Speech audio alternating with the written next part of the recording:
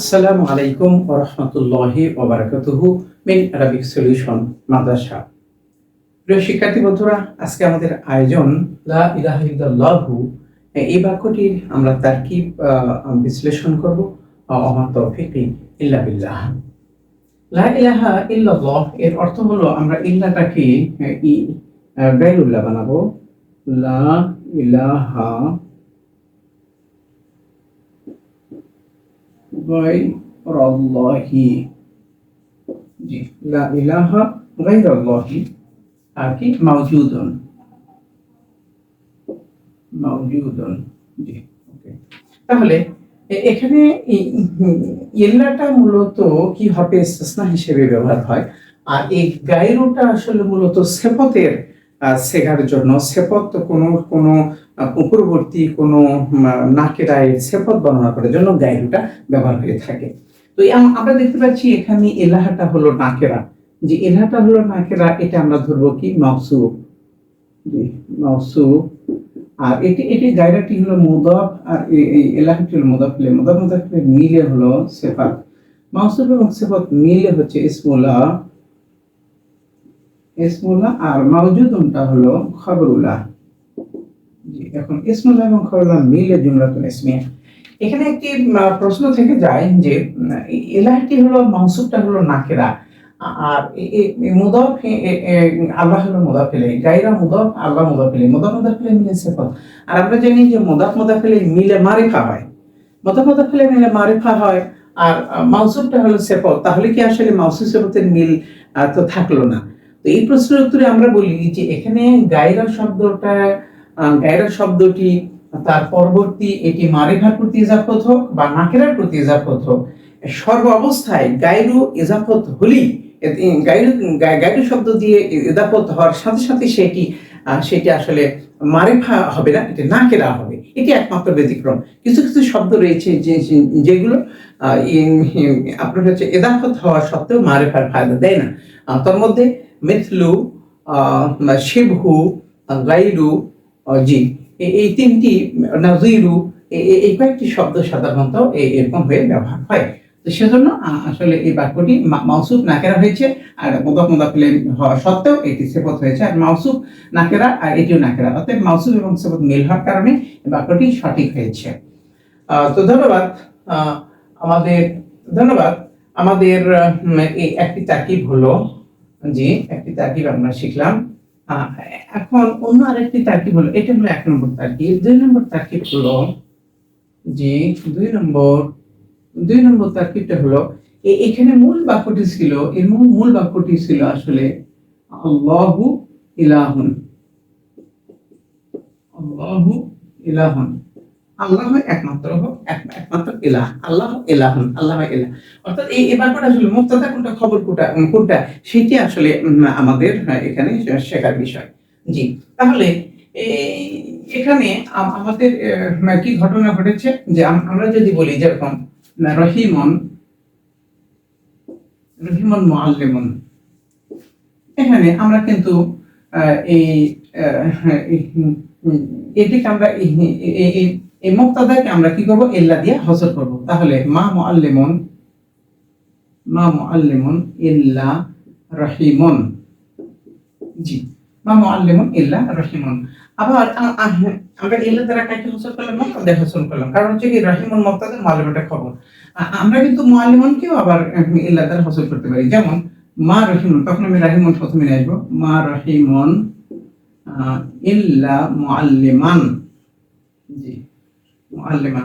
এরকম একটা উদাহরণ আল্লাহর কোরআনে রয়েছে, মা মুহাম্মাদুন ইল্লা রাসূলুন। মা মুহাম্মাদুন ইল্লা রাসূলুন। জি, ইল্লা রাসূলুন। জি, তাহলে এইটি হলো মুবতাদা, এটি হলো খবর। আর এই বাক্যে কি হয়েছে, আমরা এই বাক্যে আমাদের কি হয়েছে যে ইল্লা দ্বারা মুবতাদাকে হসর করা হয়েছে। ফলে আসলে কি মা ইলাহ হয়েছে, লা ইলাহুন হয়েছে। যেহেতু ইলাহটা আসলে নাকেরা, তাই এখানে লা হবে লা ইলাহুন ইল্লাল্লাহু। জি, ইল্লাল্লাহু। লা ইলাহুন ইল্লাল্লাহু জি। আচ্ছা, তাহলে আমরা কি করলাম, এখন এইটাকে সাধারণ এ লা যখন আমরা দিব, এলাহন পেপে যখন দিব তখন কিন্তু সাধারণ লা বুঝাবে, জেন্স বুঝাবে না। জি। আর এটা আমরা তারকিবে কি করব, তারকিবটা হলো যখন লা এবং ইল্লা এর মাঝখানে জি লা লা এর আমল কখন বাতিল হয়ে যায়, মা এবং লা এর আমল কখন বাতিল হয়ে যায়, যখন তাকদিম তাকির হয়, মুবতাদা মুবতাদা জায়গাতে নেই, খবর খবরের জায়গাতে নেই, খবরটি আগে এসেছে, মুবতাদাটা পরে এসেছে। এই বাক্য দ্বারা আমরা এটাই বুঝবো। তাহলে এটি হলো মুবতাদা, এই বাক্যের এই আল্লাহটা হলো মুবতাদা, আর ইলাহুটা হলো খবর, যে খবর মুকদ্দাম।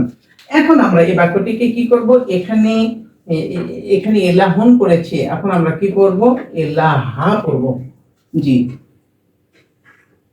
এলাহা করব।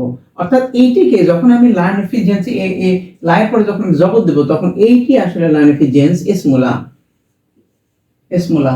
আর ইল্লা লিল হাসার, ইল্লা হলো আদাতুল হাসার, আদাতুল হাসার। আর আল্লাহটা হলো আপনার হচ্ছে কি খবরুল্লাহ।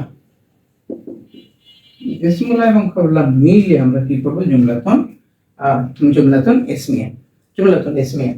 ধন্যবাদ। আসলে এগুলা দেখলেই আমাদের একটা অ্যালার্জি সৃষ্টি হয়, সেটি হলো যে এটি হবে ইস্তিসনা, মুস্তাসনা মিনহু কোথায়, এই যে একটি প্রবণতা, এই প্রবণতাটা আসলে কিন্তু সঠিক নয়। এই প্রবণতাটা আমাদের এড়িয়ে যেতে হবে, যেহেতু যেহেতু এই মুস্তাসনা এর আলোচনা মুস্তাসনা মুত্তাসিল মুনকাতি ছাড়াও আরো কিন্তু মুস্তাসনা মুফাররাদ নামে একটি মুস্তাসনা রয়েছে, এইটি হলো সেটির উদাহরণ। তো ধন্যবাদ। তো এই আলোচনাটি ইউটিউবে মুস্তাসনার আলোচনা, ইউটিউব চ্যানেল অ্যারাবিক সলিউশন মাদ্রাসা, ইউটিউব অ্যারাবিক সলিউশন মাদ্রাসা মুস্তাসনার আলোচনা সিনিয়র 1 এবং সিনিয়র 2 যদি আপনারা যদি দেখি, তাহলে আমার প্রথম তারকিব এবং 2 নম্বর তারকিব এই বিষয়টা আসলে আরো পরিষ্কার হবে। তো ধন্যবাদ। এখন আমি 3 নম্বর তারকিব করব। জি, এখন আমরা 3 নম্বর তারকিব করব। 3 নম্বর তারকিবটি হলো, এখানে লা ইলাহা গায়রুল্লাহ, লা ইলাহা, ওখানে আমি দিয়েছিলাম গায়রুল্লাহ, এখানে গায়রুল্লাহ। কেন এখানে লা ইলাহা, এটি হলো লাইন অফ জেন্স, আর এটা হলো ইসমুলা। ইসমুলা কিভাবে হবে, যখন লাহের পরে যখন ইসমটি জবর হবে তখন আমরা বুঝবো সেটি ইসমুলা। এবং গায়রুল এটি মুদা, আর এটি মুদাফিলে মিলিয়ে হলো খবরুল্লাহ। ইসমুল্লাহ এবং খবরুল্লাহ মিলিয়ে হলো জুমলাতুন ইসমিয়া। তো ইতিপূর্বে আমরা দেখেছি যে গায়রুটি সিফত হয়েছে, গায়রু শব্দটি সিফত হয়েছে। তো সিফত হলে হবে কি, সিফত শব্দটি তো খবর হিসেবে ব্যবহার হয়, যেমন রহিমন, রাজুলন, সালেহন। জি, রাজুলন সালেহন, রহিমন মুবতাদা আর রাজুলন মাউসুফ, এটা হলো সিফত। মাউসুফ সিফত মিলে হলো খবর। তা আমি এখানে রাজুলন না দিয়ে যদি বলি রহিমন সালেহন, জি, রহিমন সালেহন, রহিমন মুবতাদা আর সালেহন হলো খবর। তাহলে এই গায়রু শব্দটি সিফতের শব্দ হওয়া সত্ত্বেও আমরা খবরের পর্যায়ে রাখলাম। হ্যাঁ, এইটি সিফতের শব্দ হওয়া সত্ত্বেও রহিমুল মুবতাদা করব, সালেহনটা খবর করব। ধন্যবাদ। তাহলে এই দৃষ্টিতে এই বাক্যটা কিন্তু আসলে সহি হয়েছে। তো যেহেতু এই লা ইলাহা ইল্লাল্লাহ এর তারকিব আমি 6 প্রকারে করে দেওয়ার একটা চিন্তা করেছি, ওমা তাওফীক ইল্লা বিল্লাহ। একই ভিডিওতে 6 প্রকার তারকিব করে দিলে আমাদের প্যাঁচের সৃষ্টি হয় এবং শ্রোতাদের মধ্যে বিষয়টা আসলে বুঝে ওঠা কঠিন হয়ে যায়। সেজন্য আমি এই ভিডিওটিকে 2 ভাগে বিভক্ত করব। এইটি আমার প্রথম ভিডিও, এটি 3 প্রকার করে দিলাম। যে পরিশেষে সবার কল্যাণ, সমৃদ্ধি, আরবি ভাষার ব্যাপকতা কামনায়, সবার কল্যাণ কামনায় ইসলাম কংগ্রাচুলেশন। আসসালামু আলাইকুম ওয়া রাহমাতুল্লাহি ওয়া বারাকাতুহু।